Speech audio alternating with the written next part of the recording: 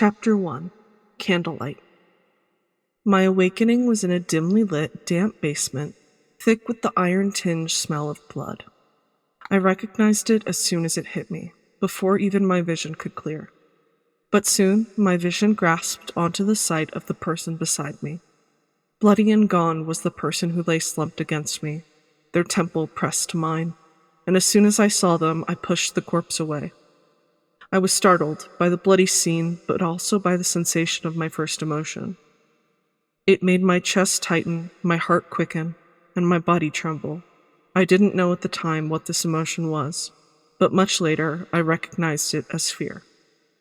Then, more fear as I looked around to try to get an understanding of the situation. It was a dreary basement with a dirt floor, stone walls, and crates that lay haphazardly pushed against the walls. I sat in the center of a large circle surrounded by symbols carved into the dirt. The corpse now pushed to the side of me, and a robed young man lay on hands and knees sobbing powerfully. Richard. The name came to me, but I didn't know from where or why. I had no memory of ever having met him. This thought occurred to me as well as the thought that I didn't seem to have any memories at all. How could I have knowledge without memory? My mind swirled around this thought, gaining no real understanding from it no matter how I tried. Richard, I whispered to myself, holding on to the one piece of information I seemed to have. This seemed to stir the crying teenager, and looking up, his tearful face filled with joy. Though I didn't know it yet, this was the only time I would ever see him smile. Maria, it worked! Oh, thank the gods it worked! He rejoiced as he pulled me into a tight hug. The feeling of warmth was welcomed, but there was still so much I didn't know. I awkwardly pushed him away from me, hoping to get some answers. His face was warped in confusion, however, and I couldn't help but feel an emptiness growing inside of me. What's the matter? You don't still feel ill, do you? His expression snapped to one of worry. I shook my head. Oh, good. Well, what is it then? He asked anxiously. Who are you? Am I? Who am I? I began, but abruptly interrupted myself. Oh, my voice sounds so strange. I looked down at myself the way one looks at their hands when they are lost with themselves. I found even more emotions of which I couldn't comprehend here, though. My skin was pure white, not a white that is normally flushed with the pinks and reds that live in skin, but a white that one expected to find on their sheets. Whiter than the corpse that I had pushed away, my skin was yet another thing to pull out strange emotions from me. But I couldn't dwell on this for more than a brief few seconds before Richard shook me. What? No, that can't be. You must be joking with me, dear sister, you must be. I looked back up to see him wearing a mask of distress, horribly terrified and confused. I simply shook my head again, not knowing how to respond to so many words that offered me more questions than they did answers. His face shrank and soured, with more sadness and regret playing upon it. This can't be. I studied and adjusted everything to perfection. This isn't possible. He broke down again and clutched at his sides as though trying to hold himself together. I awkwardly shifted there, waiting for him to piece himself back together, so I could hopefully get some answers, but after several long moments, it became clear that he was incapable of doing so. I reached out a gentle hand and placed it on Richard's shoulder. Instantly, he flinched away from me and snapped a hateful look in my direction. For a small second, he seemed to regret this, but then he doubled down. Standing to his full height and swiping away his tears, he folded his arms as he glared at me. I don't know where I went wrong, but you are not my Maria. That much is clear. Richard, I whispered again, still grasping at threads of sense. He faltered for a moment, once more tears filling his eyes, but just as soon as they had arrived, he pushed them away, and instead lashed out at my face. You will address me as Fiernan, he said, while adjusting the glove on the hand he had just slapped me with. My first taste of pain left a sickly curdling in my stomach and tears in my eyes. This was the first of much pain to be had under Fiernan's care. Fiernan was a strict person who demanded perfection. He treated me as an unruly dog until I managed to meet his expectations. Truthfully, it was not hard to see what he wanted from me. He wanted to forget I existed.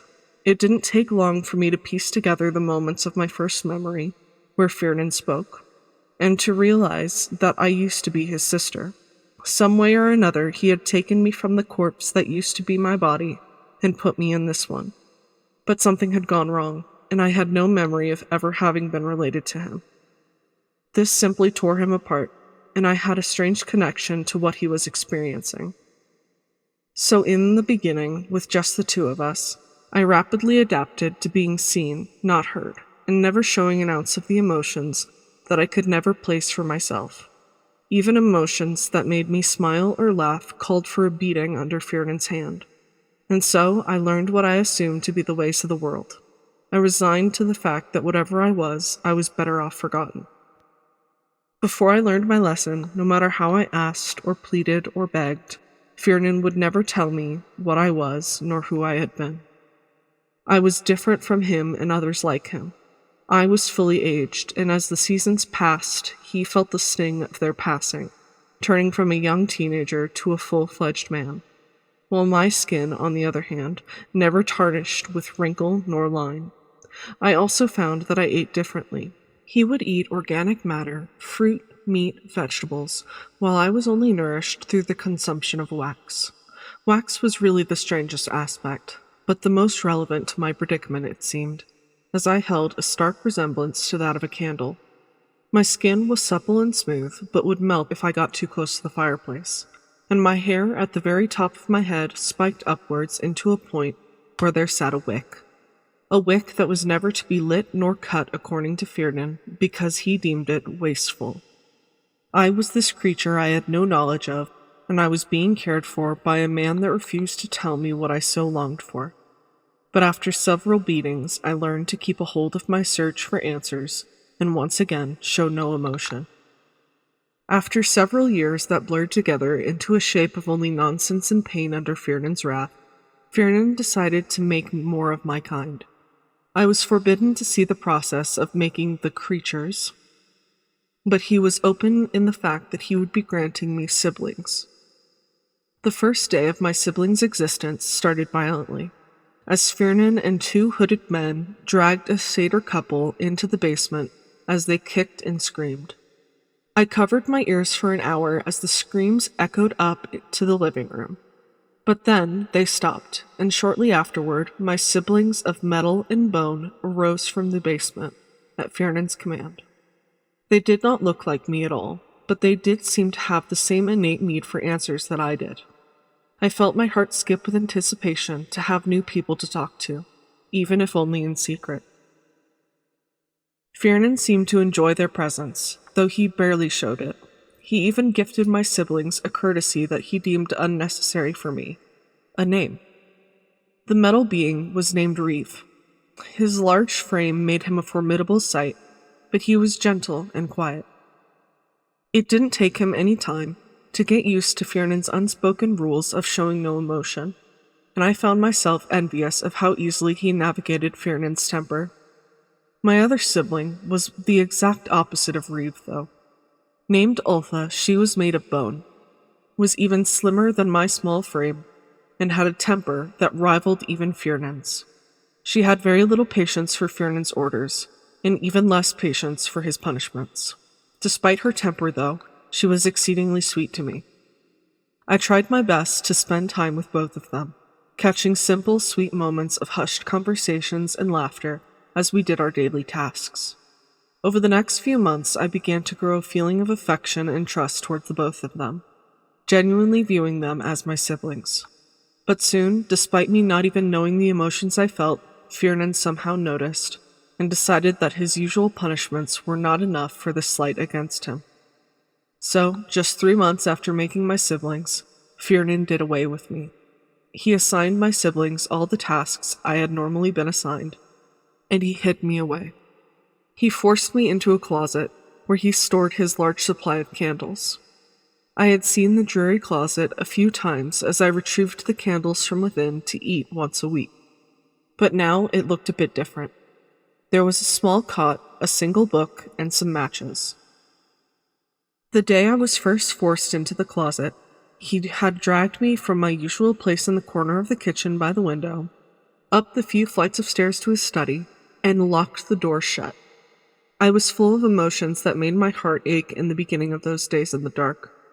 It hurt to think that the only light I'd ever see again was from beneath the door or from matches. It hurt to think of never again seeing the gentle rolling hills outside the tower.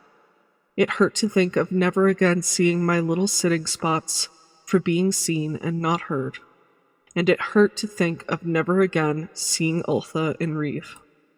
But as the years in the closet passed, that emotion eventually faded into a complacent acceptance. I was locked in here, and nothing I could do would ever change that.